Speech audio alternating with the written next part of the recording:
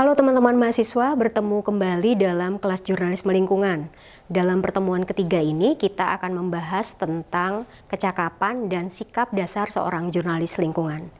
Jurnalis adalah pekerja etis. Kenapa dibilang pekerja etis? Karena jurnalis tugasnya adalah menyajikan kebenaran. Tetapi bukan hanya terampil untuk menyajikan kebenaran sebuah realitas lingkungan, jurnalis juga harus mematuhi etika dan bersikap profesional. Dalam jurnalisme lingkungan terdapat 3 spesialisasi jurnalis. Yang pertama adalah jurnalis keilmuan. Jurnalis keilmuan ini bertugas untuk memantau perkembangan terkait dengan kajian lingkungan hidup, penelitian-penelitian terakhir, termasuk inovasi-inovasi untuk konservasi lingkungan hidup misalnya. Jurnalis kebijakan biasanya bertugas meliput tentang isu-isu yang berkaitan dengan kebijakan lingkungan hidup.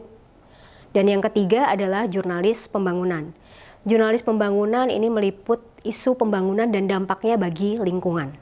Apapun spesialisasi seorang jurnalis lingkungan, menurut Yakob Utama, seorang jurnalis senior dan juga salah satu pendiri Kompas, seorang jurnalis harus memiliki pengetahuan umum, lalu pengetahuan spesialisasi terkait dengan isu lingkungan, kecerdasan menulis, dan juga sikap intelektual kritis. Selebihnya adalah kemandirian.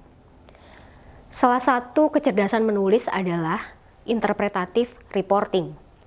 Interpretatif reporting adalah proses pelaporan di mana seorang jurnalis akan mengumpulkan sejumlah fakta objektif, kemudian menambahkan konteks peristiwa dari isu lingkungan tersebut, selanjutnya melakukan analisis. Karenanya, interpretatif reporting itu umumnya bersifat provoke, menggugah. Bagaimana menggugah halayak tentang isu lingkungan yang mendesak dan perlu diketahui oleh halayak banyak. Yang kedua, relate, berkaitan dengan hal penting yang mendesak untuk diketahui halayak banyak dan bermanfaat. Yang ketiga, reveal, mengungkap apa yang terjadi di balik isu lingkungan tersebut sehingga masyarakat memiliki pemahaman mendalam tentang isu lingkungan yang diberitakan. Karenanya, seorang jurnalis dalam interpretatif reporting dituntut memiliki kemampuan menjelaskan, menganalisis, dan mendeskripsikan sebuah isu lingkungan hidup secara menyeluruh. Bagaimana seorang jurnalis dapat menerapkan interpretatif reporting dalam tugasnya? Seorang jurnalis dapat melakukannya dengan berlatih berpikir kritis seperti yang dikemukakan oleh Benjamin Bloom. Yang pertama adalah pengetahuan. Seorang jurnalis sebelum meliput harus memiliki pengetahuan yang mencukupi tentang informasi maupun konsep kunci mengenai realitas lingkungan yang diliput. Mereka harus melakukan riset. Lalu yang kedua, memahami apa yang akan diliput secara mendalam. Yang ketiga adalah aplikasi, di mana seorang jurnalis akan menggunakan pengetahuan yang didapat untuk menggali data mengenai realitas yang diliput di lapangan. Selanjutnya pada tahap analisis, seorang jurnalis akan menciptakan rincian permasalahan secara spesifik dan juga menemukan keterkaitan satu sama lain dari permasalahan yang ditemukan di lapangan. Tahap berikutnya adalah sintesis, bagaimana jurnalis mampu mengusulkan sebuah solusi dari sebuah permasalahan berdasarkan hasil temuan di lapangan. Terakhir, jurnalis melakukan evaluasi.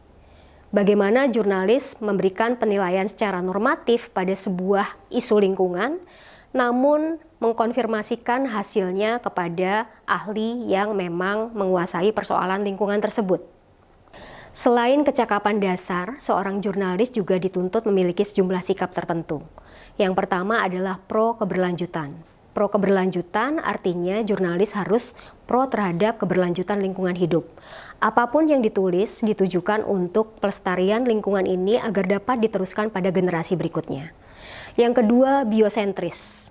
Pemberitaan tidak boleh hanya bersifat manusia sentris, karena elemen dalam lingkungan hidup ini tidak hanya manusia, tetapi juga ada makhluk hidup lain dan juga alam itu sendiri. Karenanya jurnalis harus mengakui dan menghargai keberagaman makhluk hidup yang lain.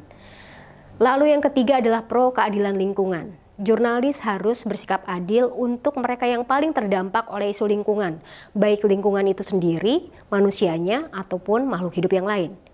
Dan yang terakhir adalah profesional. seorang jurnalis lingkungan harus bersikap profesional dan patuh terhadap kode etik yang berlaku bagi jurnalis.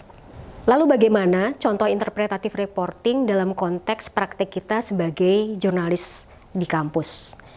Kita ambil contoh kembali food waste. Misalnya ketika Anda ditugaskan untuk membuat news feature mengenai food waste dan kultur, maka Anda harus melakukan riset tentang bagaimana kultur kolektif itu mempengaruhi kita dan sikap kita terhadap makanan. Tentu Anda harus melakukan riset bagaimana berbagai kultur kolektif masyarakat Indonesia itu mempengaruhi cara pandang mereka terhadap makanan.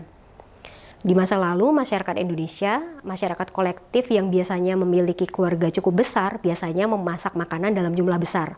Namun, apakah masih relevan dengan zaman ini? Nah, itu tentu butuh riset tersendiri. Setelahnya tentu seorang jurnalis harus memahami tentang konteks yang terkait dengan isu tersebut. Setelah itu, jurnalis dapat menggunakan apa yang didapatkan dalam riset untuk melakukan wawancara dengan narasumber yang kompeten. Tentu mereka yang mengerti tentang kultur tersebut dan juga isu food waste dan food loss. Setelah melakukan analisis, jurnalis juga dapat menawarkan solusi tentang permasalahan terkait isu kultur dan makanan. Misalnya bagaimana masyarakat memodifikasi nilai-nilai budaya yang dikaitkan dengan isu mendesak sampah makanan sekarang ini. Pada akhirnya, jurnalis harus memberikan penilaian normatif tentang isu lingkungan yang diliput, tetapi juga mengkonfirmasi pada narasumber ahli yang memang mengetahui tentang kaitan kultur dan isu sampah makanan. Teman-teman mahasiswa, demikian tadi tentang sikap dan kecakapan yang harus dimiliki oleh seorang jurnalis lingkungan. Semoga menginspirasi dan semakin banyak yang tertarik untuk menjadi jurnalis lingkungan ya. Sampai ketemu di video pembelajaran selanjutnya. Salam.